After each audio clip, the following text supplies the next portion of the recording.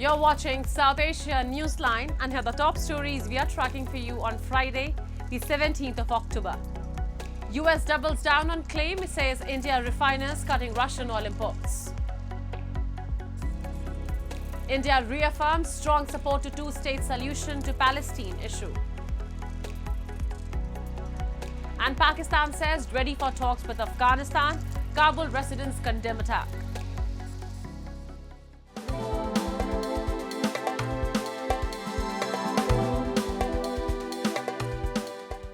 And now for all the details. The White House doubled down its claim that India has halved its import of Russian oil after US President Donald Trump said that India's Prime Minister Narendra Modi assured him that the country would stop buying Russian oil, an assertion New Delhi has denied.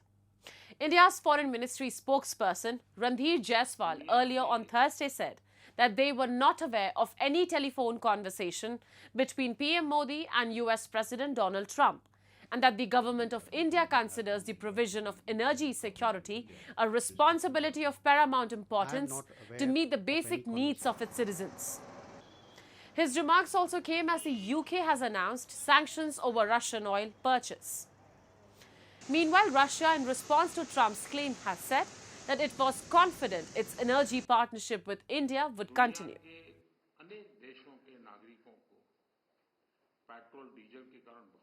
We have noticed the latest sanctions announced by the UK, as I have said this earlier as well, and possibly most of you are aware of it as well, that we do not subscribe to any unilateral sanctions. Government of India considers the provision of energy security a responsibility of paramount importance to meet the basic needs of its citizens. Indian companies source energy supplies from around the world while taking overall market conditions into account. India's Foreign Minister S. Jaishankar co-chaired the inaugural India-Egypt strategic dialogue with his Egyptian counterpart Badr Abdelatty on Thursday, marking a new phase in the deepening partnership between the two nations. In a post on X, Jaishankar said they discussed further cooperation in defense, economic, AI and space sectors, among others. India also expressed support for a just and durable peace in West Asia. Jaishankar also lauded Egypt's leadership in the ongoing Gaza peace process. Reaffirming India's long-held position, Jaishankar said, India has been consistent in its support for a two-state solution. We are committed to enhancing capacity building, human resource development, and strengthening Palestinian institutions. During his remarks at the dialogue, Jaishankar described the meeting as a milestone in India-Egypt relations. He noted that since the elevation of ties to a strategic partnership in 2023, cooperation has expanded across multiple domains. Let me take the opportunity to appreciate the contribution of Egypt and the leadership of President Sisi in realizing the Gaza peace plan. Prime Minister Modi appreciated President Sisi's invitation to the Sharm el-Sheikh Summit for Peace. We were represented by Minister K.V. Singh. We sincerely hope that the summit and its understandings will pave the way for a better future. India will continue to strongly support all efforts towards a durable and just peace in the region. In that context, let me also state that India has been consistent in its support for a two-state solution. We have significant development cooperation with Palestine and are committed to enhancing capacity building, human resource development, and strengthening Palestinian institutions. A fragile 48-hour ceasefire between Pakistan and Afghanistan is holding for now after days of deadly cross-border clashes that left several civilians dead and dozens injured. While Prime Minister Shehbaz Sharif signalled Islamabad's willingness for talks, tensions remain high as analysts warn that renewed violence is likely unless both sides address the threat posed by the Pakistani Taliban. As a temporary 48-hour ceasefire largely held following days of intense cross-border fighting, Pakistani's Prime Minister Shehbaz Sharif on Thursday said that Islamabad was ready to hold talks with Afghanistan to resolve their ongoing conflict. Sharif told his cabinet that Pakistan had retaliated after losing patience with Afghanistan over a series of militant attacks, warning that the ceasefire should not be used by Kabul to buy time. کې تلفات رسیدلي ملکیانو ته 116 زخمیان لرو ملکیان او تر شلو پورې شهیدان لرو اکثریت ملکیان او چې زخمیان شوي او شهیدان شوي هغه په بمبار کې ډېر شهیدان. In Kabul, injured victims were being treated in hospital emergency wards after the airstrikes and ground clashes claimed at least a dozen lives. Survivors described the horrific scenes, recalling how children, women, the elderly, and young people lay wounded on the streets.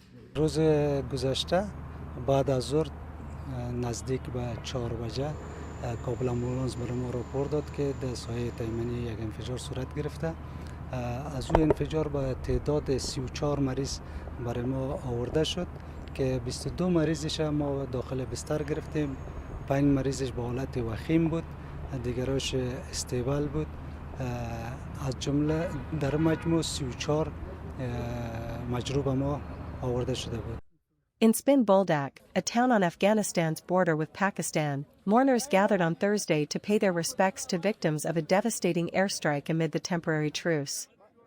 Residents condemned the attack, saying the area was home only to non-military families. دا برید خو دلته د پاکستان د طرفه څه وسو دا زموږ کور چې دی موږ عوام خلک یو دلته نه نظامي اډه وه نه څه نظامي خلک دلته ول ښځې وکشنیان او ماشومان په کور کې چې مین وموښتي تقریبا 14 کسان موږ زخمیان لرو د شهیدانو سره 15 کسان شهیدان لرو. Analyst Marvin Weinbaum of the Middle East Institute warned that further clashes were inevitable due to the ongoing threat from the TTP or the Pakistani Taliban. He expressed cautious optimism that continued diplomatic pressure could help prevent a complete breakdown in relations. Will there be an outbreak again? Inevitably there will be. And since the TTP are unlikely to give up on their efforts here to destabilize Pakistan, inevitably there will be further times when there is exchange. But both sides, I hope, have learned from this how quickly it is to lose control of the situation.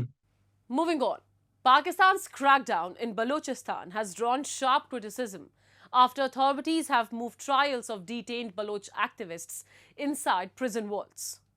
Right groups have called it an attempt to hide state repression and deny fair trial rights. Samiuddin Baloch, the central leader of the Baloch Yakjedi Committee, has accused Pakistan of suppressing growing public support for the group's detained leaders. Activists including Dr. Murang Baloch, Bibarg Baloch, Shahji Baloch, Bibao Baloch, and Gulzadi Baloch have been held for over 6 months without formal charges. Samiuddin Baloch said authorities have shifted all hearings to Quetta District Jail, calling it a move to suppress transparency. She alleged that the state is delaying proceedings and barring public access to hide its injustices. हम समझते हैं कि इस किस्म के इकदाम इनकी बुनियादी इंसानी और कानूनी हुकूक की खुली खिलाफ वर्जी हैं। जेल के अंदर समाअत का मतलब है कि अब ना इनके अहलखाना वहाँ पे मौजूद होंगे, ना वकला, ना कोई सहाफ़ी मौजूद होगी, ताकि जो भी अदालती कार्रवाई होगी वो अदालती कार्रवाई और तमाम फैसले अपने मर्जी से किए जाएं। और इन सब में सबसे ज़्यादा तशवीशनाक सूरत हाल बीबक बलोच की है, जो पहले से एक माजूर शख्स हैं और शदीद बीमारी में मुब्तला हैं। डॉक्टर्स ने इनकी फौरी ट्रीटमेंट का कहा है, लेकिन जेल इंतजामिया ने अभी तक उनको किसी किस्म की कोई ट्रीटमेंट नहीं दिया है। ये सिर्फ और सिर्फ सियासी कारकुनों के खिलाफ इंतकामी कार्रवाइयों और लापरवाही नहीं है, बल्कि इंसानियत के तकाज़ों की एक संगीन खिलाफ वर्जी है। हम समझते हैं कि फेयर ट्रायल का हक सबको हासिल है और BYC की क़यादत को भी हासिल होना चाहिए। The BYC condemned the decision as institutionalized repression, saying it violates Pakistan's constitutional and international fair trial norms. The group has launched a 3-day online protest urging citizens to raise their voices against state oppression. The resource-rich Balochistan province has long faced allegations of state-led repression, including enforced disappearances, extrajudicial killings, and crackdowns on peaceful activism. Rights groups say Islamabad's control over the region's vast gas and mineral resources has deepened local resentment and fueled decades of unrest. And a massive fire engulfed a garment factory in Bangladesh's Chittagong city on Thursday, with firefighters battling the blaze for more than 4 hours. The fire started in the afternoon at the higher floors of a cap and towel manufacturing unit inside the Chittagong export processing zone, fire officials said. 17 fire engines were deployed to contain it, fire officials added.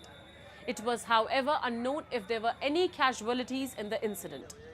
The cause of the fire and the number of people inside the factory was also not immediately clear, officials said.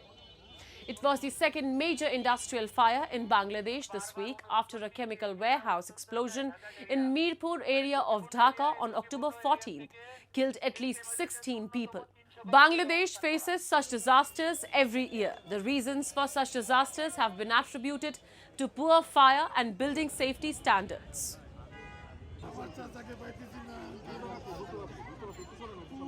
Moving on, senior IMF officials have commended Sri Lanka's strong economic recovery after a deep recession, urging continued reforms for lasting stability and growth. Speaking at the IMF World Bank annual meetings in Washington, Thomas Helbing, Deputy Director of the IMF's Asia Pacific Department, said Sri Lanka's homegrown reform program has driven a shift from crisis to growth, with 5% expansion last year and an estimated 4.2% this year. He stressed the need to sustain reforms, fiscal discipline, and state enterprise viability to safeguard stability. The IMF recently reached a staff-level agreement with Sri Lanka to complete the 5th review of its reform program, unlocking about $347 million in financing. Once approved by the executive board, total disbursements will reach around $2.04 billion under the $3 billion support package. The lender also urged continued tax and spending reforms to maintain recovery momentum. That's all in tonight's edition. We will see you same time next week. Have a great weekend. Good night.